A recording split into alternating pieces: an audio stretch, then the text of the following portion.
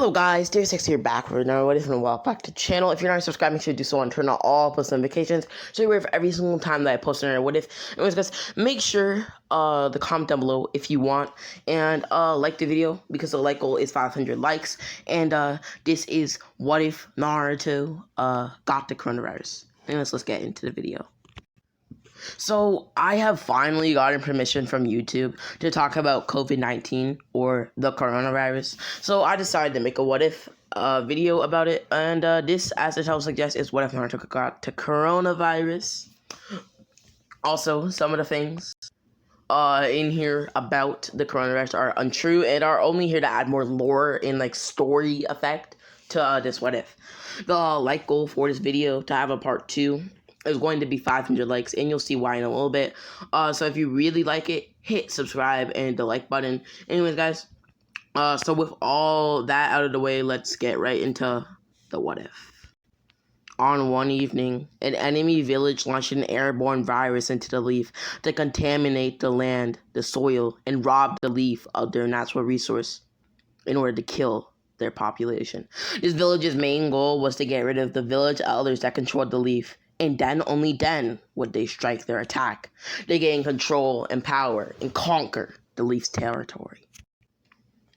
The enemy village went undetected once entering the leaf and initiated the virus into a nearby forest.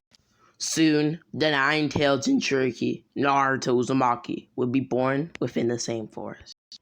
Minato and Kushina had such a strong immune system that they were completely immune to the effects, but Naruto, on the other hand, was born with the virus, the disease.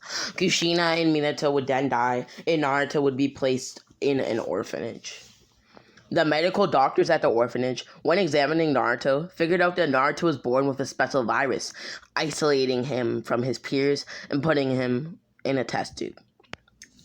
Eventually, with enough money and time, the Leaf was able to eliminate every trace of the virus using a sensory ninja who could detect it in the air. Somehow, even with the continued help of medical personnel, Naruto was still unable to heal from the virus. It was suspected that Naruto came in contact with the virus at birth and was immediately affected with it. His body was slowly deteriorating, and he had a life expectancy of about 50 years, which was quite short for a villager or a ninja. Though, with the Nine Tails, it was said that without too much stress and physical torture on his body, he could live way beyond that point, even longer. For that reason alone, doctors told Naruto that he shouldn't become a ninja for the best. Naruto immediately rejected the doctor's request/proposal and made it his only goal to live longer than the expectancy and to become the first Hokage with the coronavirus. With constant stabilization efforts, Naruto still had the coronavirus, but it was no longer able to spread to anyone else. Naruto would grow up ostracized from the village and had no friends due to the fact that they hated how he always started to cough every now and then, and because their parents told them to stay away from him. Naruto, knowing that he doesn't have that much of a long time to live, would make him get as strong as he can, doing endless training to increase his power, learning a ton of jutsu, plus fighting styles, as well as getting a good grasp on chakra control. One day, Mizuki would try to persuade Naruto into sealing the Scroll of Sealing, and Naruto would learn the Multi-Shadow Clone Jutsu, the Shadow Clone Jutsu, and the Rasengan. Naruto eventually would be assigned to Team 7 with Sakura Haruno and Sasuke Uchiha. Bell test. Team 7 would be formed, and Naruto would rush ahead to Kakashi, punching him in the face, jumping up a tree, and throwing Kakashi's body at this very tree. Kakashi would then catch his footing, shooting a fireball at Naruto. Naruto would then be saved by Sasuke, who would shoot a more powerful Uchiha-style Great Fireball Jutsu to counter Kakashi's. Kakashi would be sent through the tree, kneeling on the ground in exhaustion. Naruto would then fly over to Kakashi, trying to take the bells, but once the bells were even touched a little bit, Kakashi and the bells would disappear, revealing himself or themselves to be a clone. Kakashi would then throw Shuriken and Kunai at Naruto and Sasuke in order to get their attention, so they dodged, looking up at Kakashi who was standing up on a tree. Kakashi would then tell Team 7 that they all passed, bringing a sigh of relief to the team. The newly formed Team 7 would swing through missions like cutting through butter, and eventually they got tired of the same old missions. For example, walking old ladies to the market and back to their homes, getting cats from trees, and cleaning up around the Leaf Village. Kakashi would then make sure that it was okay with Hiruzen to go on a higher mission, preferably a C-rank one, and to his surprise, he said yes. The next day, Naruto, Sasuke, Kakashi, and Sakura would escort Tazuna, the bridge builder, to the bridge. When the Demon Brothers arrived, Sakura would blindly try to attack them, but this was a big mistake. Sakura would be tossed around like a rag doll, being thrown into a gigantic combo. At the end of this, Sakura would be lying on the ground with fatal injuries to her chest. Sasuke and Naruto would not only knock out the Demon Brothers, but kill them entirely. Sakura would then be put in one of Tazuna's wagons.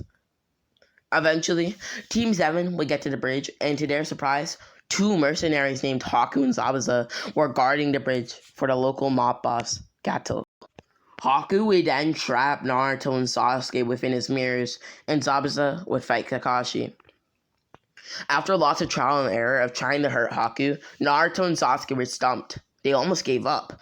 Haku would then throw a sector of poisonous senbon towards Naruto, but Sasuke would jump in the way. Sasuke would then start to fall to the ground, passing out, though Naruto was completely certain that he had died. Naruto would wonder why he was so unlucky. All of his life it seemed like a dark cloud stood over him, shooting out destructive bolts of lightning whenever it chose to. Anyways, his only friend possible, Sasuke Uchiha, died trying to protect him. He was mad. Naruto, enraged, would unlock a four-tailed cloak, pounding down on the earth, and pounding down on Haku just as hard, beating him near death. Naruto would then extend his claws into Haku's chest, going deeper and deeper, and clenching his very palms onto Haku's heart, which was already working at quadruple its normal pace, desperately trying to keep Haku alive. Naruto would then rip Haku's heart right out of Haku, crushing it in his hands. Haku's eyes would then start to slowly roll into the back of his head before telling Zabuza goodbye with his last words and dying. Naruto would then pick up Sasuke's body as the ice from Haku's mirror started to crack and completely fade into nothingness, just like Haku's soul. Anyways, Naruto would then pick up Sasuke's body, and then he would walk out of the area to Kakashi, telling him what he did to Haku while he fought Zabuza. So I know this isn't seen as possible in the ninja world or the real world, so just bear with me. But anyways, let's get right into it. Somehow Haku stood up, pouring chakra into every pore of his body and replacing it with his heart, with a heart made entirely up of chakra. This was very taxing and required lots of chakra to complete, though this was a secret clan Kekkei Genkai of the Yuki clan, being able to restore their body and bring themselves almost back to full health when at death's door. That, along with their ice mirrors, made them a very feared clan in their time. Haku would then reach into his robe, pulling out a thick katana and stabbing it right through Naruto, before trapping him in another ice mirror, but the shape of a dome, and raising him into the air. Kurama would then try to close up the wounds from the attack, but to no avail, because of the fact that after he did that, Haku would slash Naruto multiple times, making it incredibly harder. Naruto's body would then fall to the ground like a twig. Haku would slowly walk up to him, picking him up by his neck and using his last amounts of chakra to choke him out and kill him. Naruto would flail his arms and legs around, begging for Haku to put him down, but he wouldn't listen, pushing forward. Haku would then hear Naruto's neck break, making him know that he finally died, knowing that he could somewhat rest easy, knowing that he got his vengeance that he so wanted. Haku, completely drained and exhausted, would die. He was exhausted from giving himself a lot of chakra and pouring it into all of his body to stay alive. Then he would release it, all of the chakra, instantly dying. Aku's body was in place like a statue, still holding his hand onto Naruto's neck, but no longer choking him. Alright guys, so if you guys want a part 2 to this series, which I'm fine with making, though it'll kind of be hard, seeing as Naruto is dead, but I can do it. And it's just, so if you guys want another part, 48 hours, the equivalent of 2 days, you guys are gonna have to hit 500 likes, or 72 hours, depends how I'm feeling, 3 days. Anyways, if any of you guys were offended by this video because of the fact that maybe like a relative of yours or family member has the coronavirus or was affected by it, well then I'm sorry. But if not, make sure to like and subscribe. Anyways guys, make sure to stay clean, subscribe, and turn on the notification bells. Clean the subscribe button, please. Anyways, to be aware of every single time that I post a video, and stay safe. Anyways guys, I was here and now I'm not. Goodbye.